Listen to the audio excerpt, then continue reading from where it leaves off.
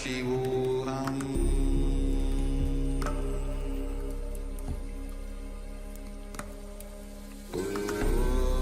Nithyananda Paramashivoham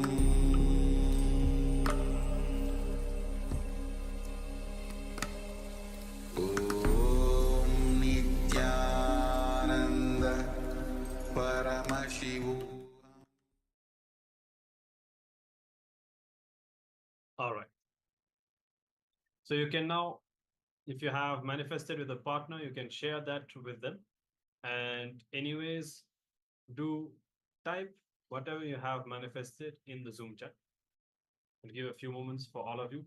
So it could come in the form, say, at some point, all of us will be able to just download a whole thought current and elaborate answer or solution for each problem. Right now, even if you have a single word, whatever you have, just share that. You can share what was the question if that is not too personal, and share the manifestation as well. Now, just understand a bit also about the power. The third eye solution. As today we are learning about eN-Reality. See, whenever we have a problem, what most of us do is we just think about a problem in our mind.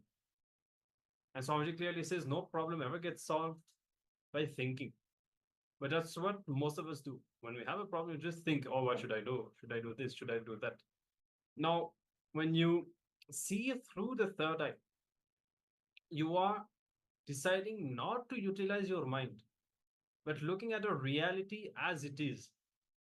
Then naturally, from that pure cognition, you just understand, you just cognize the reality as it is. The solution or the answer is revealed. Okay, so that is the whole context. Now, Muhammad Alim shared, when will I get a job? November 15 or December 15? Okay, so great. Now we just look forward to knowing if that happens. But you have manifested something. Unfortunately, it needs a bit of time for the verification to happen, but let's see. Hoping that it manifests as you have seen. So if anybody else wants to share what you have manifested, you can do so. And in the meantime, we'll be moving forward. We'll be entering into our next session. And Swamiji will be revealing how our identity is confused reality. All of you already know about the genesis of identity, how we built up the incompletion from the young age, and this whole confusion about that we have about ourselves, that many times we are not even aware of, that powerlessness, the gap in our identity inside, that is the source of the delusion, difficulties, complication, whatever we experience in life. So when we understand that confusion, that gap in our identity, when you fix it, when you come to an integrated inner image, an integrated identity, then we see that the whole change reflects in our reality. It's not just a change of perception that suddenly you feel better, you feel more integrated, so you do different actions. It's not just that. When the shift happens inside, your reality changes. You see that you don't see the things as you were before. The reality itself changes. What you thought was possible or impossible, that changes. Okay, so this is what Swamiji will be revealing about. So let's be receptive. Let's come to a listening space and let us discover about this truth.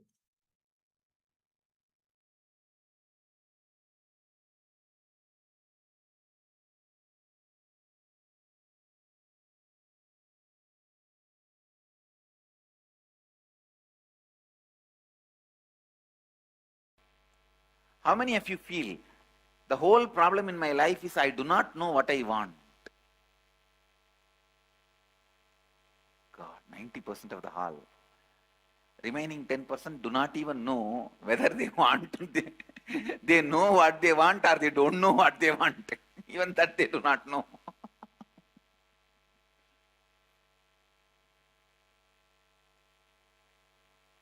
I tell you,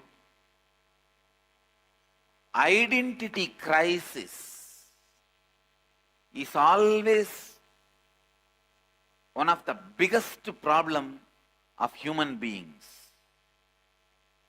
Identity crisis, don't know what we want in the life, don't know what we are doing in the life. If you don't know what you want in the life, you are just waiting to die. Be very clear. You are not living, you are waiting to die.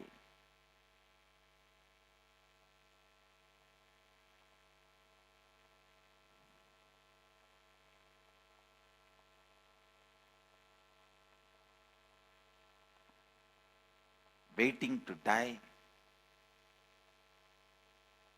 is not living. Many of you, if you look inside, you are just waiting to die. You don't have the courage to commit suicide, so you are just dragging your days, time. Please understand, that is not life. You need to get it. All the confusion in human society is based because of this 4 division. Peculiar attributes and performance of people.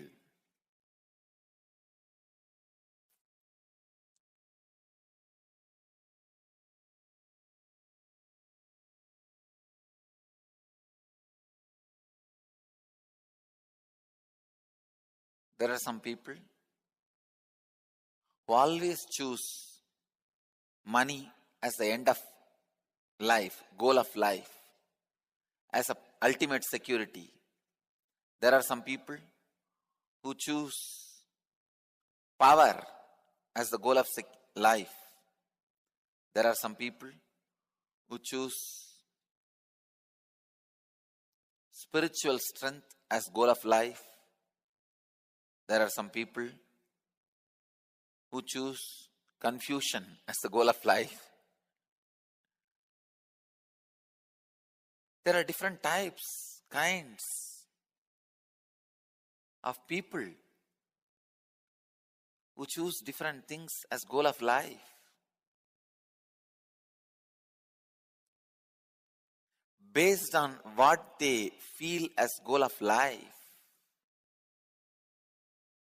How much ever you learn, sometime when there's a crisis, you tend to feel money is the security because practical. Now I need.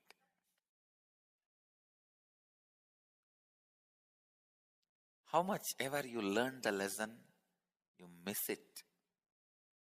It is not going to be the security. Finally, you neither get the money nor have the master. When you give up,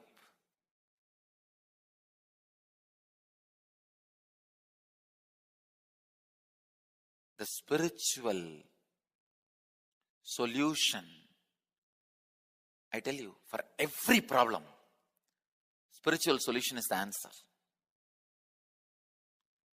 Coming to terms with the reality. There is no shortcut. Be very clear. When reality hits you, do not take shelter under money or power or confusion.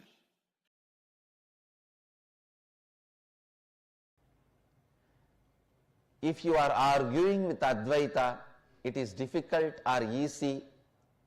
You are doing the same foolishness of arguing whether sunrise in the morning is difficulty for you or good for you.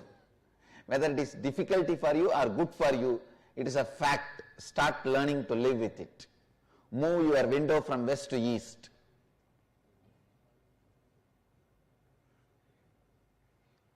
So, stop arguing whether Advaita is good for you or bad for you.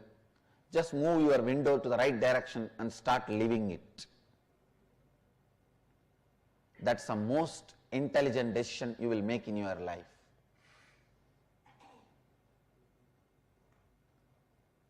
By cherishing enmity, you will make yourself weak and make your enemy strong.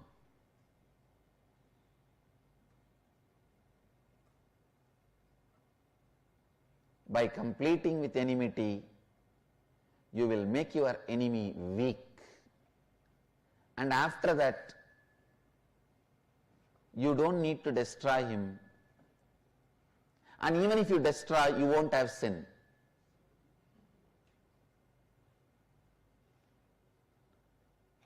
You may not even need, because he will die by his own powerlessness. Even if you want to destroy him, you may not need weapon. Understand, the space of Advaita is the best strategy planner, whatever situation you are in. The space of Advaita can be the best war strategy, political strategy, business strategy, economic strategy, health strategy, and the strategy for productivity, highest possible life. Understand? Don't believe completing with your violence will make you weak. If you believe completing with your violence will make you weak, you are wrong. Krishna lived in the space of completion. He was always powerful. As a single man, he finished what he wants to finish.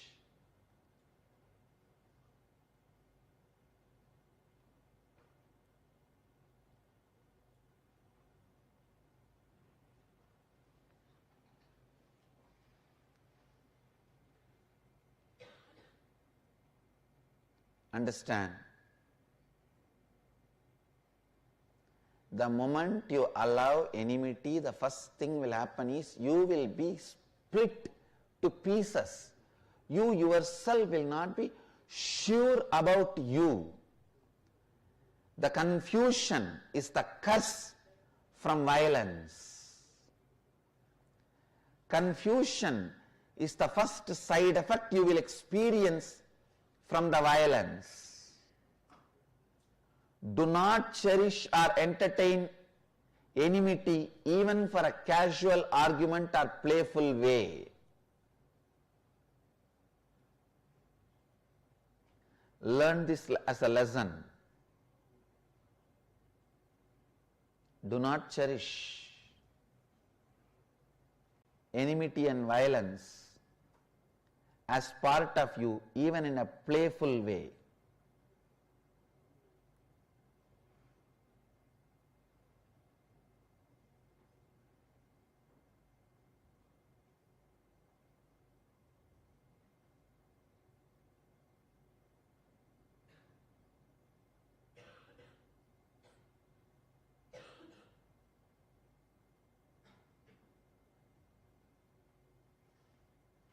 The space of Advaita, everything is extension of me. Whatever I want is already part of me.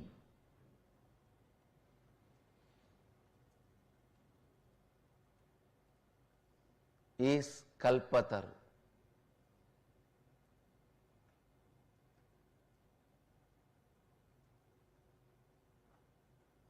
Sudarshana means right vision. What is the right vision?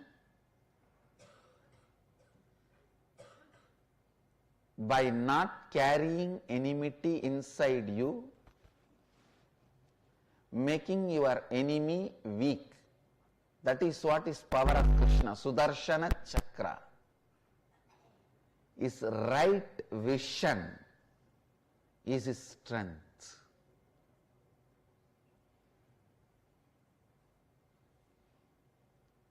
Disown enmity from your being. Disown anger from your being. All your confusion will be burned. You will become sure about you.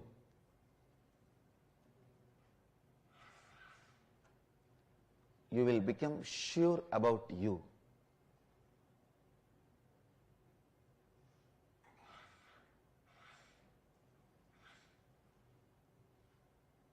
Whoever lives in the space of Advaita, even when you are directly facing your own death,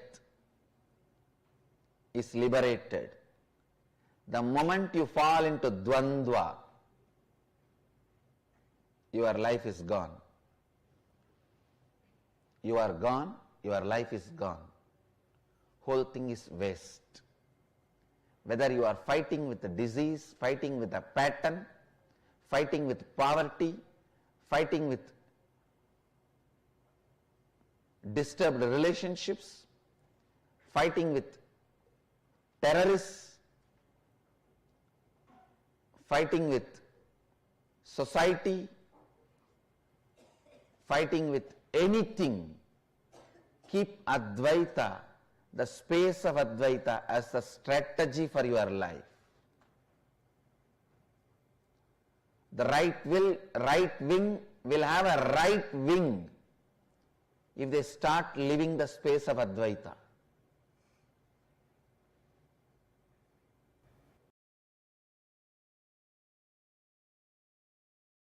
Ability to face a crisis, ability to manage a crisis, ability to manage a new situation, ability to manage a change in the situation, all this is lost. All this is lost with the continuous luxurious lifestyle. Please understand, if you are rich, don't punish yourself with the luxurious lifestyle. That's the biggest punishment you will give it for yourself. Just because you are rich, don't destroy yourself.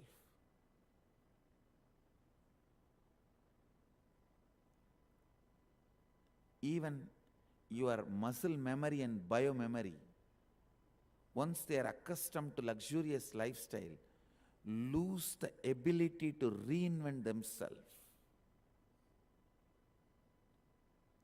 Lose the ability to be active, alive. Lose the ability to do the crisis management. Lose the ability to expand. I have seen some of the most successful, big, rich men. They keep their personal life away from the wealth they have. They have not punished themselves with a luxurious lifestyle. Please understand, I have seen some of the richest people of the world in very close quarters. I tell you from my experience, people who have not punished themselves with their wealth, people who have not punished themselves with their wealth and luxurious lifestyle, only they are able to continue to keep their spontaneity, crisis management abilities, and creativity alive. Only their muscle memory and biomemory is active to live, run the life, expand the kingdom they have built. If you want to destroy somebody, somehow make them addicted to luxurious lifestyle. After that, you don't need to do anything. They will destroy themselves. Somehow make the luxurious lifestyle glamorous for them. That's the best way you will get rid of your enemies. Any fellow who is caught in the mental setup of the luxurious lifestyle, I tell you, don't be afraid of him, he will be destroyed. He will destroy himself. Don't be afraid of him. I wanted to remind this one truth today. How your identity collapses when you get out of this aparigraha lifestyle. In Agamas, Mahadeva speaks highly about this aparigraha lifestyle. The context of aparigraha, the reason to live with minimal things, is to keep you alive, active, to keep your muscle memory and biomemory brilliant, bright. See, the luxurious lifestyle makes you insensitive. Above all, makes you life negative. It just makes you life negative. It destroys your metabolism. It destroys your ability to enjoy. Finally, it destroys your very approach towards life. I tell you, luxurious fellows are the most frustrated people on the planet Earth. Much of the problem of the developed countries is not depression, frustration is one of the biggest problem the developed countries are facing, because they have not understood with their own wealth they are torturing themselves. Having wealth is not wrong, but torturing yourself with the luxurious lifestyle is wrong. Don't punish yourself with the luxurious lifestyle. It's an old way of living. It is not cool. It's not modern. It's not fashionable. Living luxurious lifestyle like kings and queens is the old stupid way of living. Luxury kills you while you are alive. Luxury makes you insensitive and puts you in identity crisis. Luxury is the source of your strong SDHD. Continuous luxurious lifestyle creates deep self-doubt, self-hatred, self-denial in you. Not only you develop SDHD, you develop SSDHD, means strong SDHD, is SSDHD. Have wealth. I am not saying don't have wealth, but because you have wealth, you don't need to abuse yourself with luxurious lifestyle. You don't have to abuse yourself with a luxurious lifestyle. Remain as simple as possible so that you have the freedom to reinvent yourself.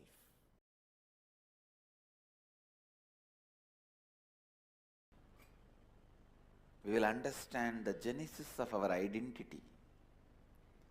What all the said and unsaid aspects of our identity. The inner image we strongly feel as we. The outer image we project to the world as we. And gap between these two. Why the gap? The gap is not always bad. Please listen. The gap is not always bad. Only when it is unconscious and makes you powerless, it is bad. If you consciously know how to play the game and it does not make you powerless, it is not bad. I am 120% sure Krishna did not feel powerless when he ran away from the war field with Jarasandha. He was powerless and ran away? No. No. Understand, Krishna did not feel powerless and run away from the war field with Jarasandha. No.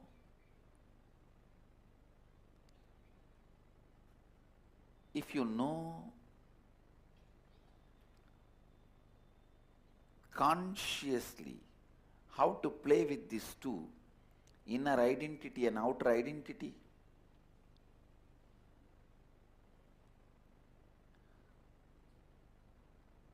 and it does not put you in powerlessness, gap is not wrong.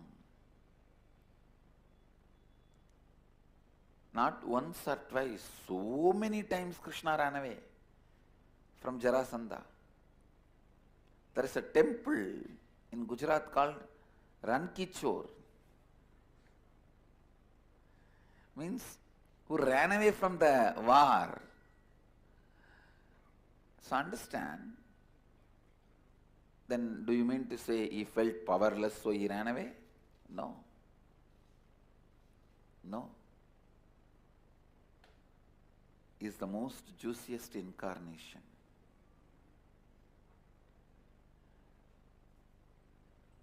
He never felt powerless. He knows how to handle the identities, where to project what.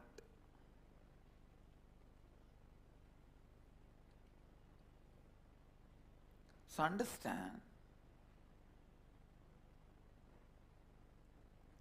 the exact inner identity, outer identity, and the gap between the inner identity and the outer identity.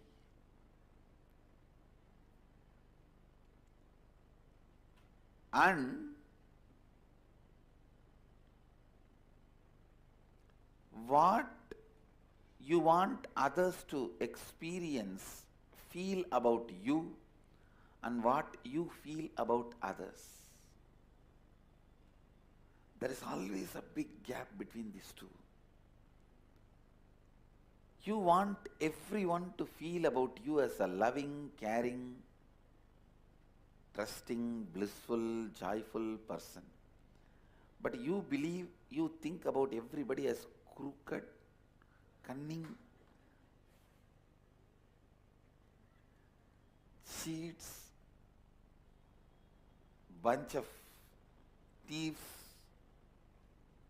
Now you need to know the gap between your inner identity and outer identity. That gap is neither good nor bad. Same way,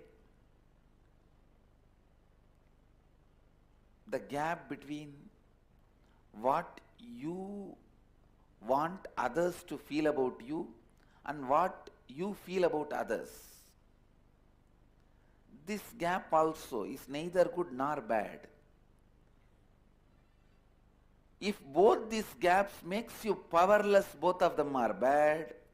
If they does not make you powerless and you know how to play with that, then it is not bad. Sometimes it is good.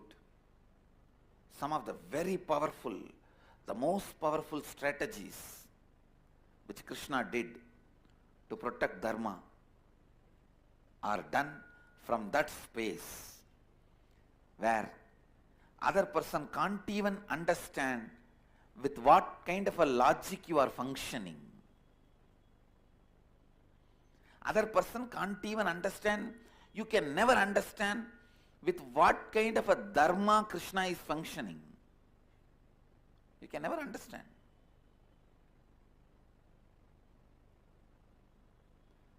But he is the most dharmic being.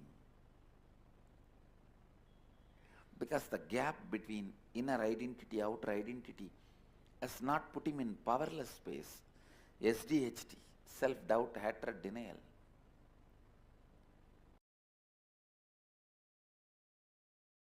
ability to renounce the identity. I tell you, it is that training which protected or still protects, saves me during this whole identity crisis. See, the attack on me was not defamation. It was literally creating identity crisis. Please understand. Defamation is different. Trying to create identity crisis is different. Attack on me from 2010 is not just defamation. Trying to create identity crisis. Trying to completely confuse people about who am I, who I am. And they tried their best even to confuse me. See, if constantly 3 years somebody tells you you are a cheat, you are cheat, you are cheat, you may start thinking, am I really cheating? Ability to drop your identity in front of anyone is the quality of sadhu. And I wanted this to be a guru walk to all my ashramites. What is there? You think all the abuse I am going through, I am worthy of it? It is excess being done on me. But that is the way life is. That is the way humanity is. That is because you did not become enlightened few thousand years before and serve the humanity. I am struggling all alone.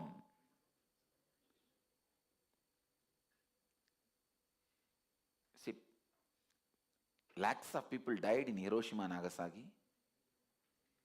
All the people who are dead, are they worthy of the death?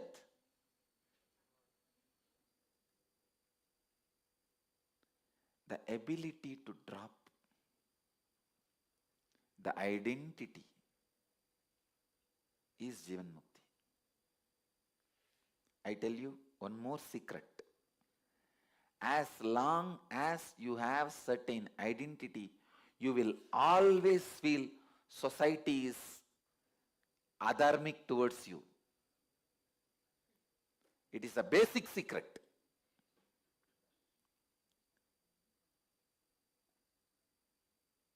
Your logic is with pus.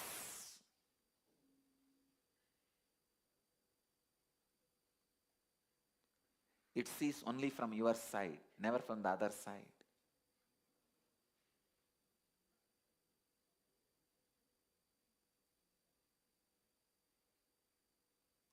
If I judge whatever is done to me by the society is adharmic, my logic becomes logic with pus. Fortunately, I never judged.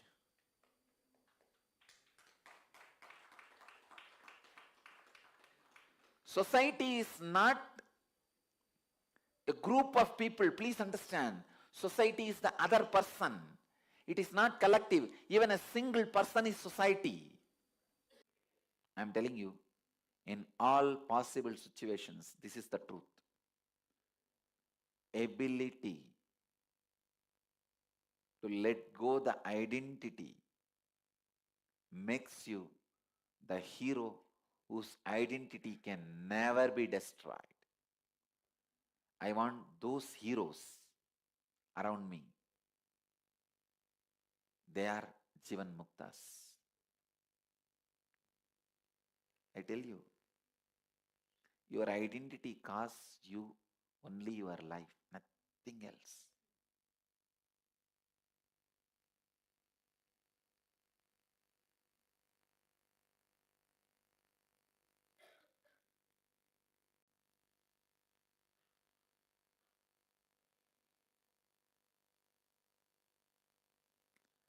If I am supporting your ego and identity, you are doomed.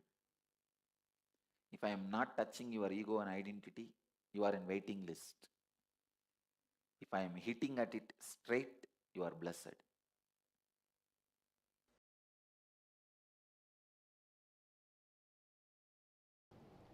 Please understand,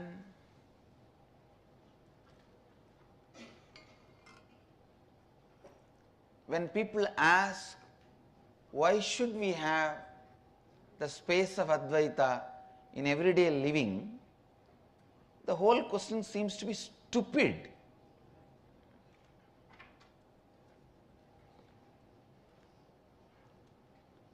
The space of Advaita gives you the best strategy from which you can operate.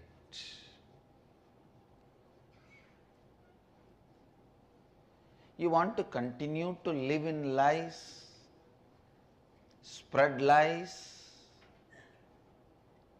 Please understand, living in lies, spreading lies, the biggest problem is you get confused about what do you want. Getting confused about what you want is a failure. Getting confused about who you are is depression. Please understand.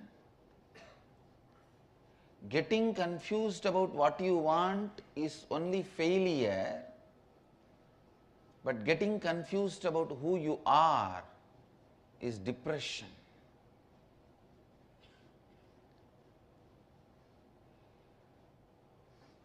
Even if you allow the failure, don't allow depression. Even the word depression is too small. Getting confused about who you are and not being sure about who you are, the identity crisis. The identity crisis.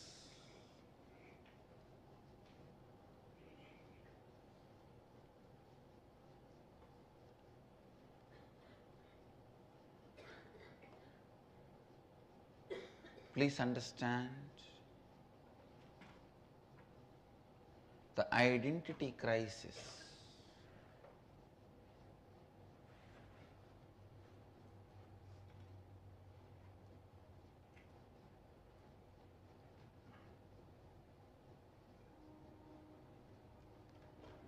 Integrity itself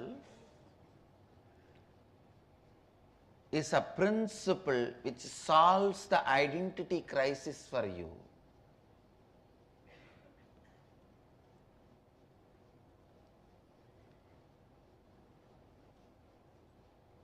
See, integrity actually solves identity crisis for you.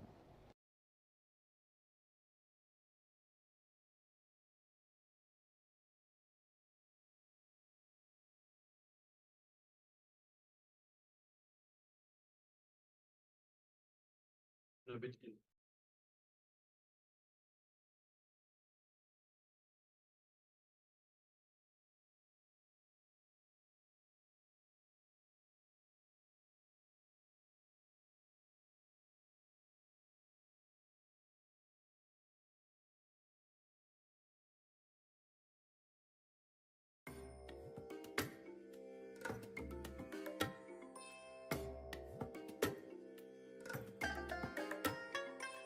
I bless you all. Let you all open all your three eyes and manifest the powers of Mahasudashiva. Om Nithyananda Paramashivoham.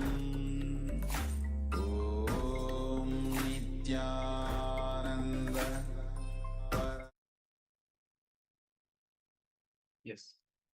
So the confusion in your identity, that is what leads to the confusion about what you want in life. Actually, if you see, many of us, we will have so much of confusion when it comes to this and about the path that we want to follow, or even about small things. There's no persistent or consistent will. You see, like how Swamiji, how even a few years before he will have detailed the whole vision that he has about the future, about his life, about Kailasa and all of this. And any change or any addition always complements this vision. But most of us don't have that kind of a clarity. It's all about short term, contradicting, and confused desires and intentions. Swamiji also mentioned, he gave an example of Bhagavan Shri Krishna, that having an integrated inner image is most important. Once you have aligned all your four images, your inner image, your outer image, the other's image, and the life image, once all these four are integrated, you will be able to play with life as you want. Because even if even when Bhagwan Krishna was running away from the battlefield, it was not that he was powerless.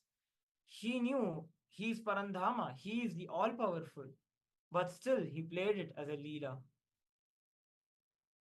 So now we'll be getting into a small internalization exercise where we'll be doing manana, will be that Swamiji has revealed to us. Yes.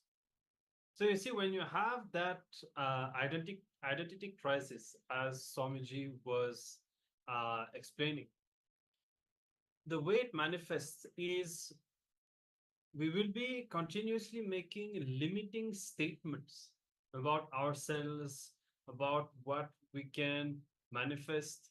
And finally, that is one of the confusion, because on one side you have a desire, you know that you really want to do something, but you make these statements that you cannot do it, you cannot achieve it, you cannot have it. So the first step in the exercise will be to identify and write down the top 10, just to give a number, of limiting reality statements that you make about yourself related to any aspect of your life. So it could be that, oh, I am always unlucky, I am not good looking, I am not good at doing that, I'm not good at doing this. Many of us have that. We feel that, okay, I'm good at doing this, but I'm not good at doing that. This is not for me. I am not that kind of person. I cannot do this. So, like that, because of the confused identity that we have, we make these limiting reality statements, and finally, we make them into reality just because we chose to use that word. So find them out and write them down, and then you'll be identifying. So you'll be doing the same thing about the people close to you in your life, but there are relationships that you have. For example, people don't listen to me, they don't understand, they don't care about me, whatever it is. The limiting reality statements you make about the people around you, and then you describe how you respond and complete, how you behave in general when you face these realities. Understand what is the pattern, understand how what is the behavior that you have, and here this is where you also want to complete. Okay, now only 3 steps written in the assignment will be showing on the screen. We want to add one more, which is the completion.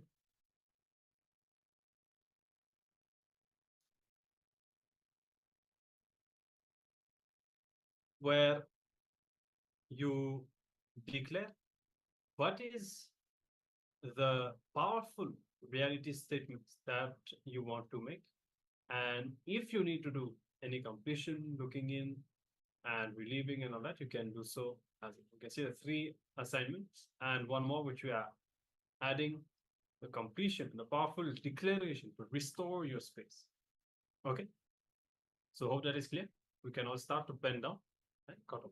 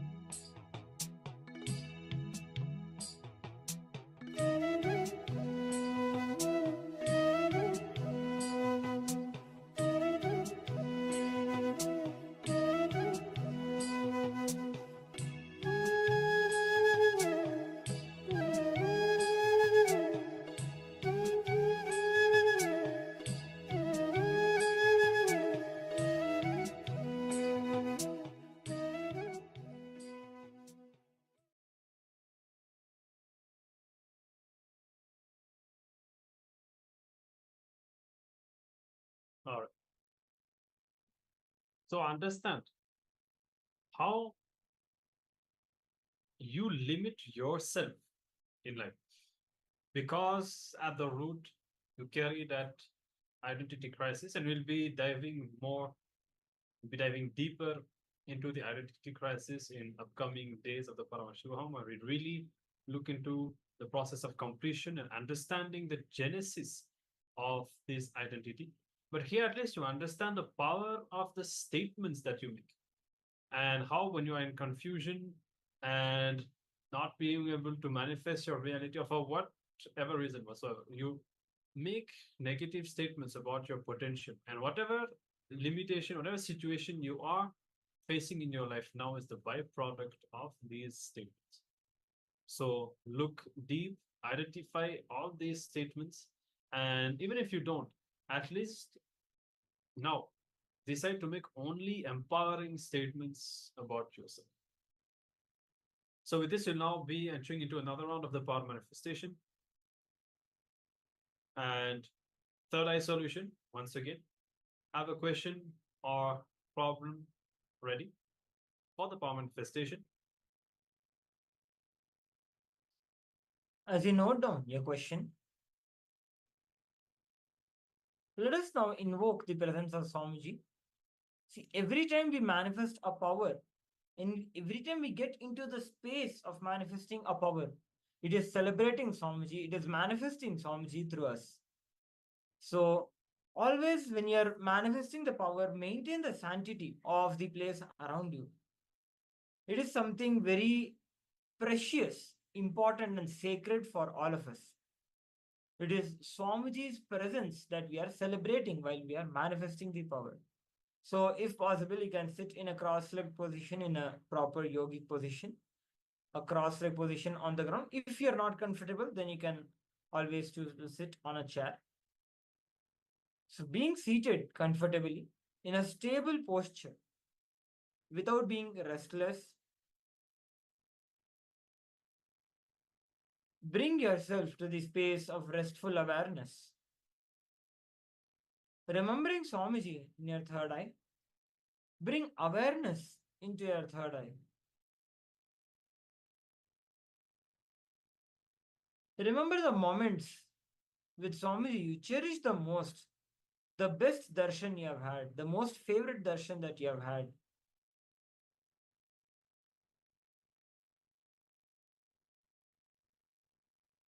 Remembering Swamiji in your inner space intensely, chant the Mahavakya. Om Nithyananda Paramashivoham. Om Nithyananda Paramashivoham. Om Nithyananda Paramashivoham. Continue chanting the Mahavakya intensely. Now, put whatever you have written, the problem, the challenge that you are facing in your life, of which you are looking for a solution, put that into your Ananda Gandha, put it into your third eye, into this space of Swamiji that you have invoked now. You will see that Swamiji will reveal a powerful solution, the customized solution for each one of you. Let us now begin with the power manifestation.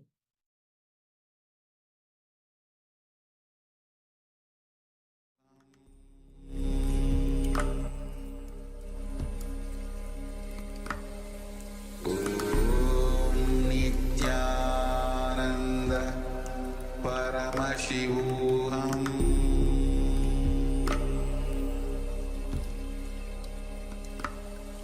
Om Nithyananda Paramashivoham